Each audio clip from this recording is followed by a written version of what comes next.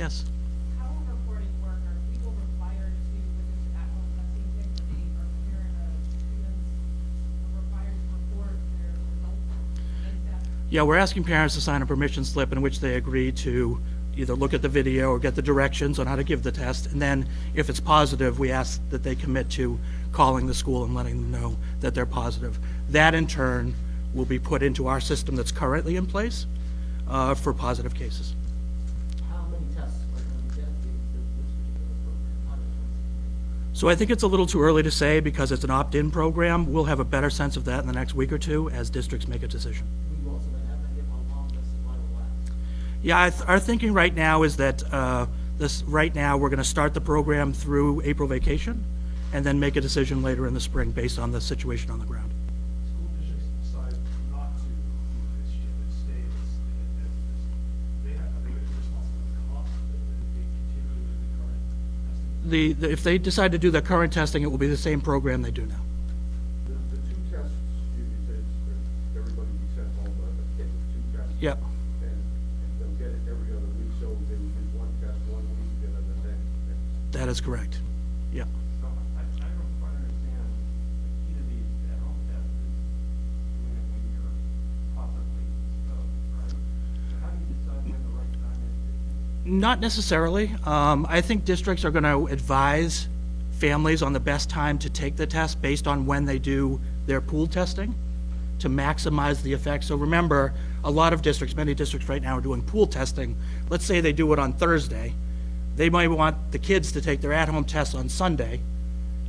Or if a district is doing the pool testing on Monday, they might want the kids to do it on Wednesday or Thursday, so they spread it out and get maximum coverage. Does that make sense? So if the pool testing shows someone is positive, then they say, you're that positive. No, we're asking people to test regardless if they're symptomatic regularly, so it's coverage. But if you get positive in a pool or if you get positive in a home test, then obviously we ask the kids to stay home. So this is also a recognition, see, with the schools dealing with staffing issues, nurses' offices, maybe they don't have the resources to continue current system. You know, I think we certainly, like every other sector in the country, have staffing issues. I think the nurses have gone above and beyond what anyone could have asked of them. But this is something that is just better for our kids and gives more coverage, and at the same time provides them more relief so they can focus on symptomatic cases. Will the districts be in touch with parents on Wednesday to conduct the test? Indeed, I would imagine that will be the case. And that will be uniform?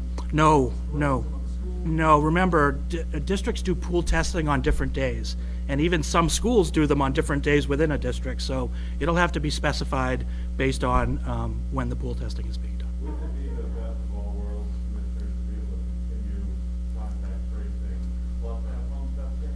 Or is that just, The data doesn't support it. The fact that we're doing so much testing of kids once they get in this test and stay program and they're being found to be negative, so it doesn't necessarily support that, I think. We've got a better way to get more coverage by sending the tests at home. is this a recognition that Omicron is not as dangerous as previous strains? I don't know if that's a recognition. I think it's all built into the calculus on what we're trying to do on an evolving basis.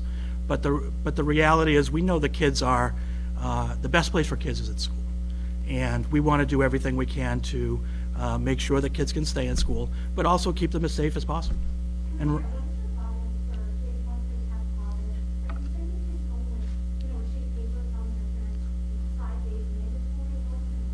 so that happens at the school level, and usually it's done with a phone call and sometimes with a letter as well.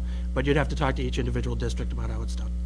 You know how many school districts are going to be participating in this new program, or are you just literally rolling it out? We're rolling it out now. People have the option to kind of buy in. And we're asking for districts that want to do this to try to get us the information back as soon as possible.